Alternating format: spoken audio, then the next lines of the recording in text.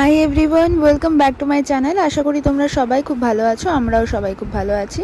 পুরীর ফার্স্ট দিনেই আমরা সকালবেলা স্নান করেছি, এবার সন্ধেবেলা আবার চলে এসে সমুদ্রের পাড়ে, কারণ এটা হচ্ছে মেন অ্যাট্রাকটিভ আমাদের পুরীতে, রাইট?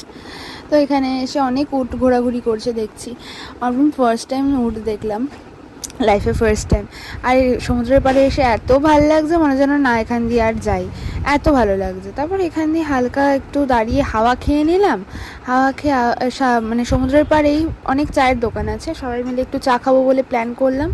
চা খেতে চলে এসছে সবাই, চা খাচ্ছিলাম। খেতে খেতে হঠাৎ করে দেখলাম বড় বড় লঙ্কার চপ, হেভি খেতে, বিশ্বাস করো পুরীতে এটা মনে হয় বিখ্যাত এই সমুদ্রের পাড়ে লঙ্কার চপ দারুণ করে এখানে।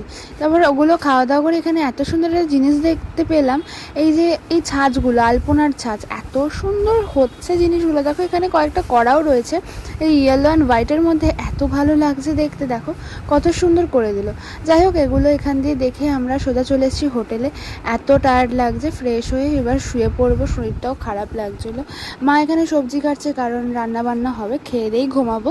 তো এখানেই ব্লগটা এন্ড করছি, চলো টাটা।